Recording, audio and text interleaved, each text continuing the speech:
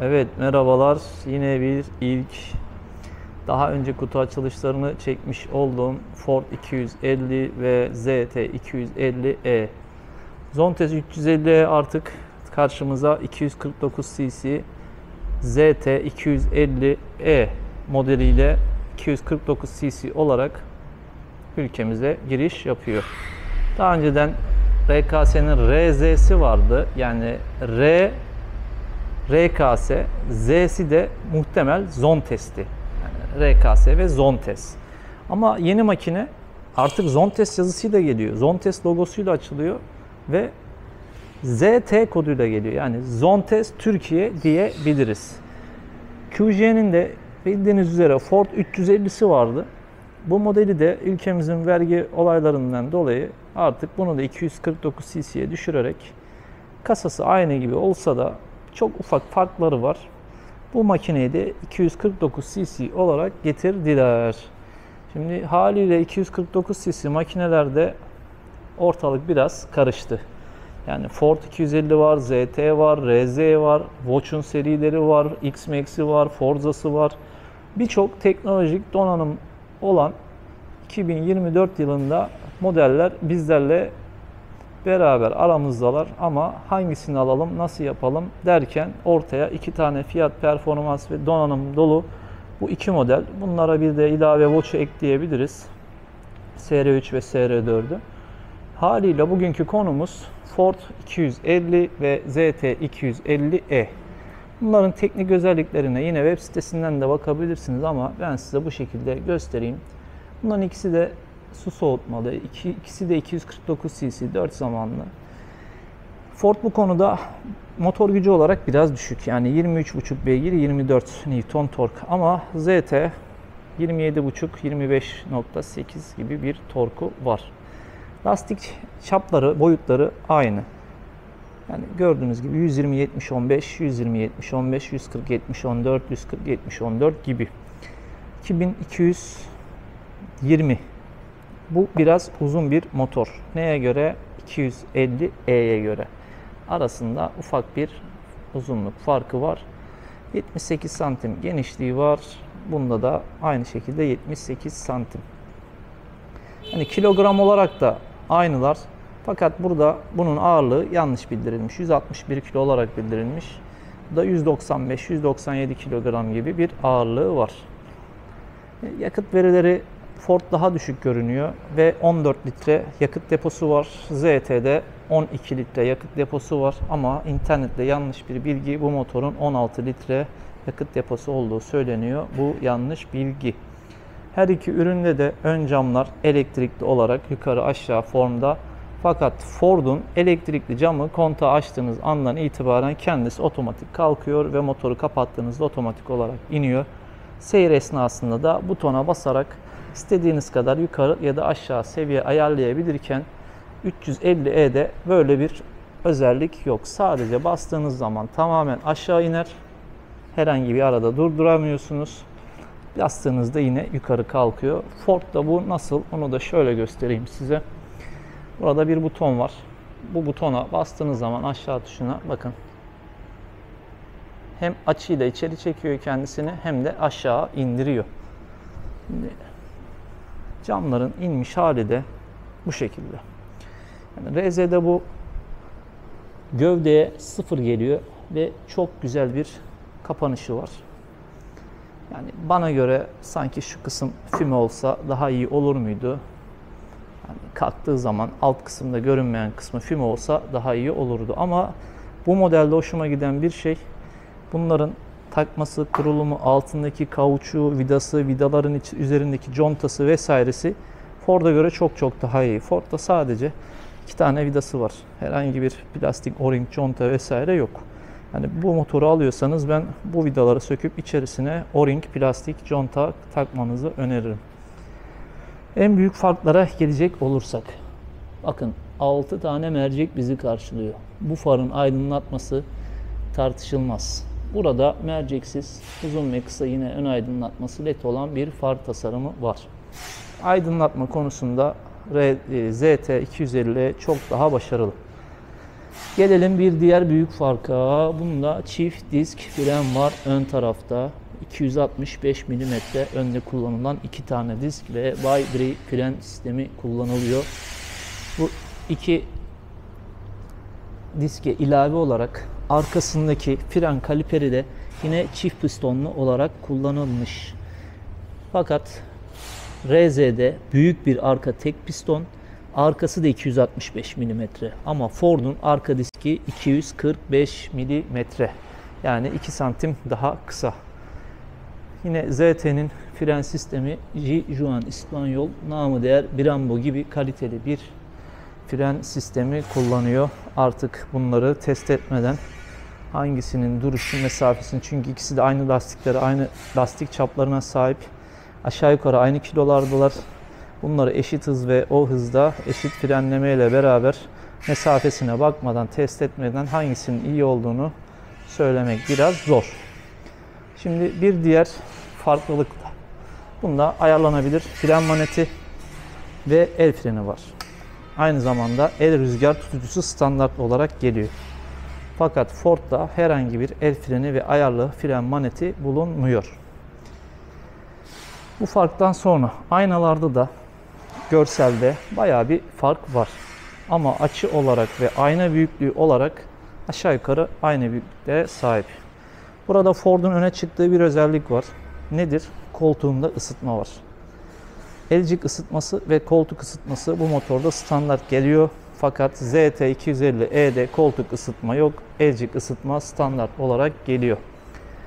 Bir diğer ZT250'de hoşuma giden akıllı anahtar sistemi var. Herhangi bir kontak sistemi bulunmuyor. Ama Ford'un bu şekilde 2 tane anahtarı var. Manuel anahtar. Bunda seli açıyorsunuz, motoru açıp kapatıp motorun nerede olduğunu, otoparktaysanız siren çaldırabiliyorsunuz. Bir de bunun içerisinde mekanik bir anahtar var. Olası durumlarda kapanan koltuğunuzu açabilmek için burayı kullanarak koltuğu açabiliyorsunuz. Eşya gözleri çok küçük. Yani bir cep telefonu kadar. Diğer tarafta da bir şarj aleti kullanabileceğiniz, takabileceğiniz şarj soketi bulunuyor, USB. Yine üstte ufak bir telefon koyabilirsiniz. Fakat bu iki bölmede motorla beraber kilitleniyor. Yani içerisine telefon, power, ruhsat vesaire önemli eşyanızı koyduğunuz ve kontağınızı kapattığınızda gözler kilitleniyor. Kontak anahtar sistemi bu şekilde. Anahtarsız çalışma olsa da manuel kontak çevirmeniz gerekecek. Gidon kütük tasarımı bu şekilde. Bir de ZT'ye bakalım. ZT bu konuda çok daha başarılı olduğunu söyleyebilirim. Bu gidonun bir güzelliği var. Bu ortadaki kapak sökülerek 3-4 vidayla bunu ileri ya da geri kol mesafenize göre ayarlayabiliyorsunuz. Bir de bunu söktükten sonra içerisinde birazdan göstereceğim. Kapakla beraber buraya çeşitli aparatlar takabilmenize olanak sağlıyor. Gelelim oturma pozisyonuna. RZ açık ara oturma pozisyonu olarak daha uzun boylular için ve daha uzun yollarda daha konforlu sürüş için Ford'a göre çok daha iyi olduğunu söyleyebilirim. Ford'da ne kadar selesi rahat gibi görünse de ayağınızı uzun yollarda uzatabileceğiniz mesafe çok dar ve kısa. Bu konuda ve ZT daha başarılı. Ford da burada biraz alçak kullanmış depo tank kısmını. Bundan dolayı da iniş ve binişi daha rahat. Ama Zontes'te bu kısım daha yüksek. Yine artçı basamakları bunda gövdeye sabit fakat geniş, kaydırmazlı bir ayak basamağı varken Zontes'te bu gördüğünüz gibi gövdeye yekpare bir açılır kapanır kaydırmazlı ayaklık var. Farklar bitmiyor. Her ikisinde de ayarlı amortisör olsa da daha kısa alçak bir hareket mesafesi, daha yüksek bir hareket mesafesi. Her iki amortisör de ayarlanabiliyor. Bu üründe kamera opsiyon olarak yerleri hazır. Arkada ve önde. İçerisinde de bağlantı yerleri, kabloların tümü hazır. Artık aftermarket olarak kamera tertibatı DVR olarak 360 derece takılabilir. Aydınlatmaları bu şekilde. Şimdi dörtlü yakalım. RZ'de dörtlü yaktığımız zaman flaşör bilgilendirmesi var. Klik klik ve kayar bir sinyal. Stop içerisine gizlenmiş. Ford da bu şekilde. Ford'un görünürlüğü ışık lümen olarak çok daha yüksek. Yani farkındalığı çok daha uzak mesafeden daha seçici görünebilir. Son testte bu daha soluk olsa da slide şeklinde kayar olarak. Bir de önden bakalım. RZ'de bu kısım daha uzundu. Bunu da kısaltmışlar biraz. 350e'nin dörtlüsü. Aynı şekilde Ford daha görünür şekilde.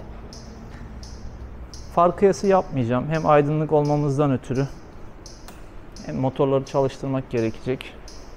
Bundan ötürü konuyu tartışmaya kapatıyorum.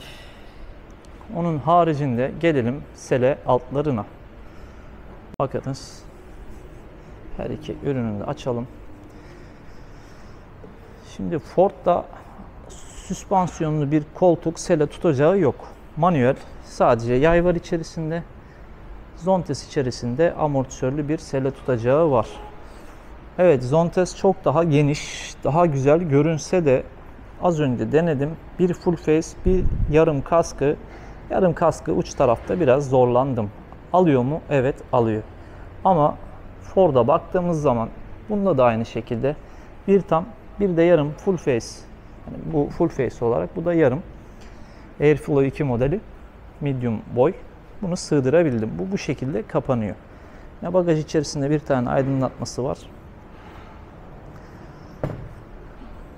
Ford'un sele altı daha kullanışlı geldi bana. Yani bu kadar genişlikte X-Max ve Forza'da onların sele altı çok daha başarılı diyebilirim. Yine bu ürünle beraber verilen bir yağ filtresi, bir kullanma kılavuzu, bahsetmiş olduğum gidonu takabileceğiniz kapak, bir avadanlık ve bir bileklik veriliyor. Ford'la beraber hiçbir şey verilmiyor. 2 anahtar dışında.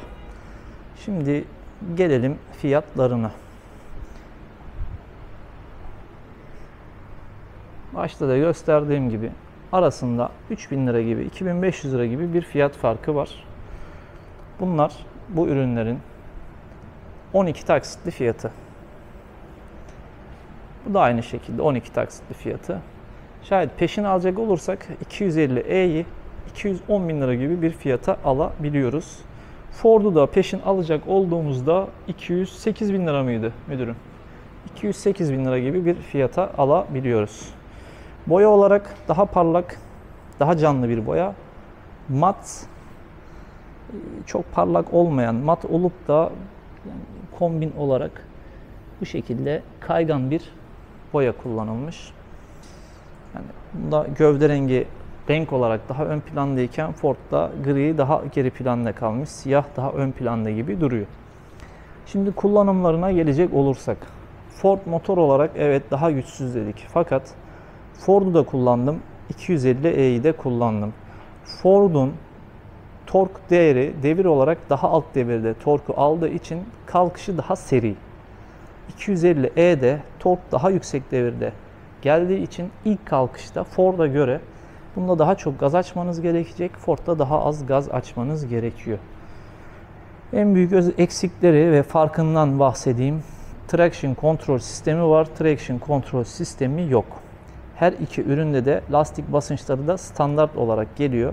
Lastik basınç sensörleri var. Bir de Ford'un dış ısı sensörü bulunuyorken ekran içerisinde dışarının sıcaklığını görebiliyorken 250e'de bunu göremiyoruz. Bakınız şu an içinde bulunduğumuz ortam 27 derece. Fakat RZ'de bu özellik yok.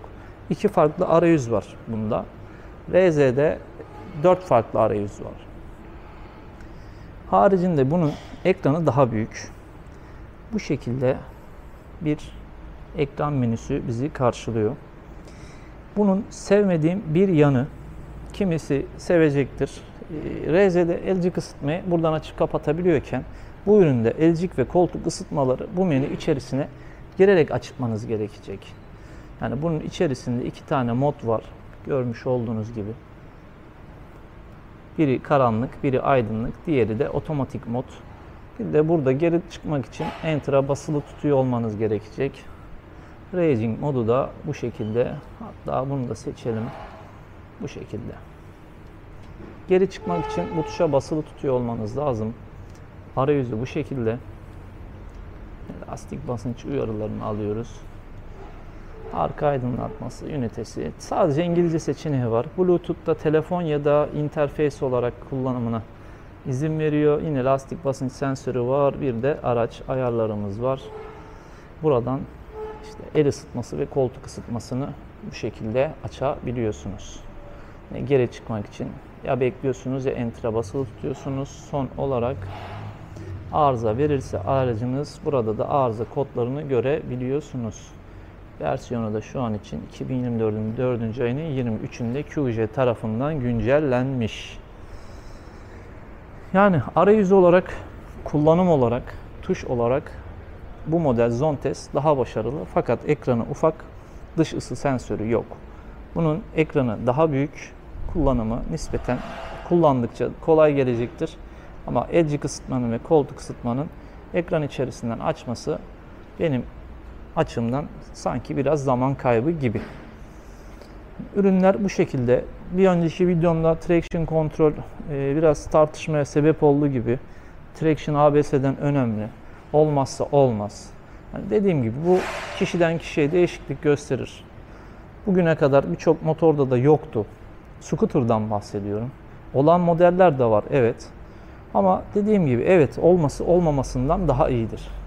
Fakat bu üründe bu özelliklere, bu donanımı ve bu görseline, bu fiyatına göre de traction olmadığı için çöpe atılacak bir ürün de değil arkadaşlar. Yani bunda da gayet estetik, güzel, hoş bir motor. O yüzden bu arkadaşa da traction yok deyip gözden çıkarmak benim açımdan çok da doğru değil. Özetle ürünler bu şekilde. Kanalımda Ford 250, yine kendi rakibi RZ 250 ile içeriğini görebilirsiniz. Yine farklı kıyasını da görebilirsiniz. Kanalımda birçok içerik mevcut. Bu videoyu izlediğiniz için de size teşekkür ediyorum. Kanalımdaki diğer içeriklere de göz atmanızı rica ediyorum.